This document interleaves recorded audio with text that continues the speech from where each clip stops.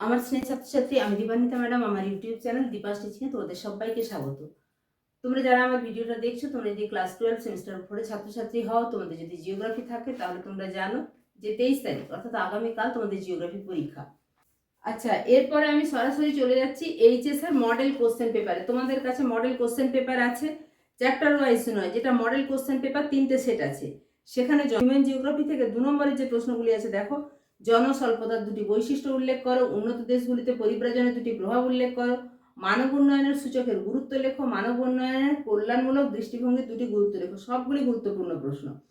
এছাড়া যেটা আছে 3 নম্বরের ম্যালথাসের তত্ত্বের মূল বক্তব্যটি ব্যাখ্যা করো, জনসংখ্যা নিয়ন্ত্রণের 3টি প্রয়োজনীয়তা ব্যাখ্যা করো, অমর্ত্য সেনের ক্যাপাবিলিটি অ্যাপ্রোচের তাৎপর্য ব্যাখ্যা করো, ভীষণ ভীষণ গুরুত্বপূর্ণ, মানব উন্নয়ন কি, এর প্রধান উপাদানগুলি উল্লেখ করো। মডেল 1 সেটের প্রত্যেকটি প্রশ্ন খুব গুরুত্বপূর্ণ বললাম। এরপরে চলে যাবো মডেল 2। কাম্য জনসংখ্যা বলতে কি বোঝায়? ম্যালথাসের তত্ত্বে জনসংখ্যা ও খাদ্য সরবরাহের মধ্যে কিরূপ সম্পর্ক দেখানো হয়েছে? মানব উন্নয়ন বলতে কি বোঝো? মানব উন্নয়নে অমর্ত্য সেনের ক্যাপাবিলিটি অ্যাপ্রোচের 2টি গুরুত্ব লেখো। 3 নম্বরে প্রত্যেকটি প্রশ্ন গুরুত্বপূর্ণ। আমি তোমাদেরকে বলছি যে আমি প্রাকৃতিক ভূগোলে বলেছিলাম যে কোশ্চেন যেটা মডেল সেট আছে সেখান থেকে করলেই সমস্ত প্রশ্ন পাবে না, কিন্তু এবং সেখানে প্রাকৃতিক ভূগোলের কোশ্চেনগুলো একটু খটোমটো আছে, কিন্তু এখানে একদম জেনুইন যে কোশ্চেনগুলো খুব গুরুত্বপূর্ণ সেগুলোই তুলে ধরা আছে। 3 নম্বরে আছে জনতাত্ত্বিক রূপান্তর তত্ত্বের প্রথম ও দ্বিতীয় পর্যায়ের বৈশিষ্ট্য উল্লেখ করো। এই প্রথম ও দ্বিতীয় পর্যায়ে তোমরা বুঝতেই পারছো, প্রথম পর্যায়ে মানে কৃষিভিত্তিক অর্থনীতি আর দ্বিতীয় পর্যায়ে মানে শিল্প। প্রথম পর্যায়ে একদম যখন কৃষিভিত্তিক অর্থনীতি, তখন মানুষ কি জন্মহার নিয়ন্ত্রণ সম্পর্কেও কিছু জানে না, আর মৃত্যুহার নিয়ন্ত্রণের জন্য চিকিৎসা ব্যবস্থা উন্নত নয়, ফলে দুটোই ছিল সমান সমান বেশি। দ্বিতীয় পর্যায়ে কিন্তু যেটা শিল্পভিত্তিক অর্থনীতি, সেখানে মানুষ অনেকটা সচেতন হয়েছে, জনসংখ্যা জন্মহার নিয়ন্ত্রিত, আবার চিকিৎসা বিজ্ঞানের উন্নতির জন্য মৃত্যুহারও নিয়ন্ত্রিত। এই প্রশ্নের উত্তরগুলো আগে আলোচনা করেছি, এখন আর ডিটেলস করছি না। তোমরা তবুও হাজরাগিরির বইতে 166 পাতায় উত্তরটা খুব ভালো আছে, দেখে নেবে। পরিব্রাজন কিভাবে একটি দেশের নির্ভরশীলতার অনুপাতকে প্রভাবিত করে? গুরুত্বপূর্ণ প্রশ্ন, কারণ এই নির্ভরশীলতার অনুপাত মানে ধরো যখনই পরিব্রাজন ঘটবে, আমরা এক জায়গা থেকে অন্য জায়গায় কাদের যেতে দেখি? প্রাপ্তবয়স্কদের, যারা কাজ করার জন্য বা চাকরি করার জন্য যায়, অর্থাৎ তাদের উপর মানুষ নির্ভরশীল। তাদের উপর কারা নির্ভরশীল? শিশুরা এবং বয়স্করা।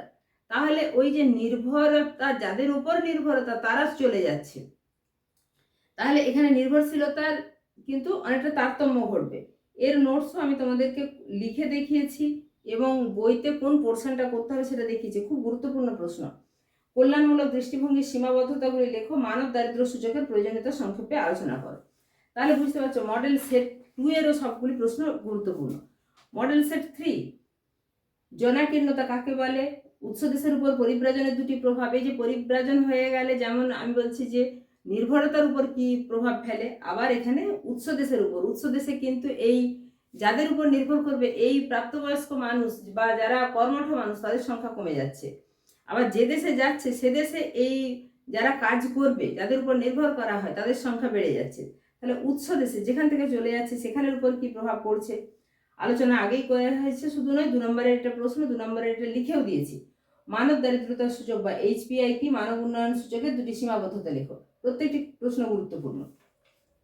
এবং 3 নম্বরের ম্যালথাসের তত্ত্বের দুর্বল দিকগুলো উল্লেখ করো। কোন দেশের অতিরিক্ত জনসংখ্যা সে দেশের অর্থনীতিকে কি কি প্রভাব ফেলে? অমর্ত্য সেন প্রদত্ত সক্ষমতা দৃষ্টিভঙ্গিতে কার্যক্ষমতা, সম্ভাবনা, স্বাধীনতা ও দায়িত্ববোধের গুরুত্ব কি? কল্যাণমূলক দৃষ্টিভঙ্গির বৈশিষ্ট্য সম্পর্কে লেখো। এই প্রত্যেকটি 3টি সেটেরই প্রত্যেকটি 2 নম্বরের প্রশ্ন যেমন গুরুত্বপূর্ণ, 3 নম্বরের প্রশ্ন গুরুত্বপূর্ণ। এখান থেকে করলেই তোমরা কমন পেয়ে যাবে। এখানে আছে চ্যাপ্টার ওয়াইজ প্রশ্নগুলো, একটু দেখিয়ে নিই। এখানে ফান্ডামেন্টালস অফ হিউম্যান জিওগ্রাফি শুরু হয়েছে। এখানে তোমরা শূন্য জনসংখ্যা বৃদ্ধিটা করতে পারো, চ্যাপ্টার ওয়াইজ যেটা আছে তার মধ্যে বলে দিই শূন্য জনসংখ্যা বৃদ্ধি করবে ভালো করে।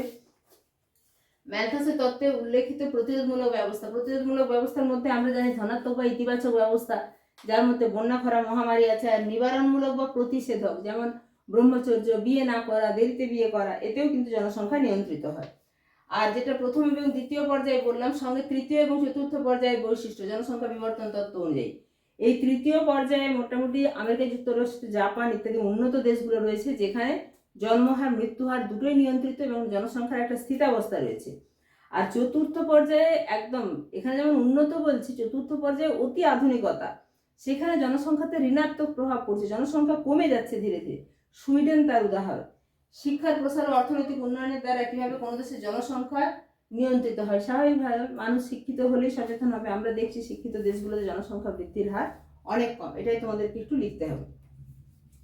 এছাড়া এখানে প্রশ্নগুলো খুব একটা ভালো নেই, কিন্তু এইগুলো প্রত্যেকটা জিনিস তোমাদের 2 নম্বরের জন্য জানতে হবে। প্রত্যাশিত আয় সূচক কি, শিক্ষা সূচক কি, মানব উন্নয়ন সূচক কি। মানব উন্নয়ন সূচকের সূত্রটি অবশ্যই জানবে। HPI 1 এবং HPI 2 এর মধ্যে 3টি পার্থক্য, এই পার্থক্যটা কিন্তু করবে। বিদ্যালয়ের গড় সূচক ও বিদ্যালয়ের প্রত্যাশিত বছর সূচক এটা এক নয় কেন? কল্যাণমূলক দৃষ্টিভঙ্গি, সক্ষমতা দৃষ্টিভঙ্গির মধ্যে একটি যুক্তি নির্ভর তুলনামূলক আলোচনা কর। এখানে তোমাদেরকে একটা কথা বলবো, সেটা হচ্ছে জনসংখ্যা বিবর্তন তত্ত্বের এই ছবিটা আমরা যখন পরীক্ষা দিয়েছি তখন আমরা আঁকতাম। তোমরা যদি এটা আঁকতে না পারো, অন্তত পক্ষে ম্যালথাসের তত্ত্বে খাদ্য উৎপাদন এবং জনসংখ্যা বৃদ্ধি, খাদ্য উৎপাদন কিভাবে বৃদ্ধি পাচ্ছে, জনসংখ্যা যে গুণিতক হারে বৃদ্ধি পাচ্ছে, খাদ্য উৎপাদন যে গাণিতিক হারে বৃদ্ধি পাচ্ছে, ওই ছবিটা অবশ্যই করে যাবে। পরীক্ষায় এলে ওটা অবশ্যই আঁকবে। ঠিক আছে, এই ছিল আজকের আলোচনা। ভিডিওটা ভালো লাগলে অবশ্যই একটা লাইক করে দিও। এই গুরুত্বপূর্ণ ভিডিওটা একদম মানবীয় ভূগোলের অতি গুরুত্বপূর্ণ প্রশ্নগুলো তুলে ধরেছি, 2 এবং 3। বেশি প্রশ্ন নেই, এই 3টে সেটে যা প্রশ্ন আছে সেগুলো করলেই কমন পাবে। সঙ্গে 2টো ছবি করতে বললাম। তাই এই গুরুত্বপূর্ণ ভিডিওটা অবশ্যই বন্ধুদের মাঝে শেয়ার করে দিবে। চ্যানেলে নতুন হলে অবশ্যই চ্যানেলটা সাবস্ক্রাইব করে রেখো। ঠিক আছে।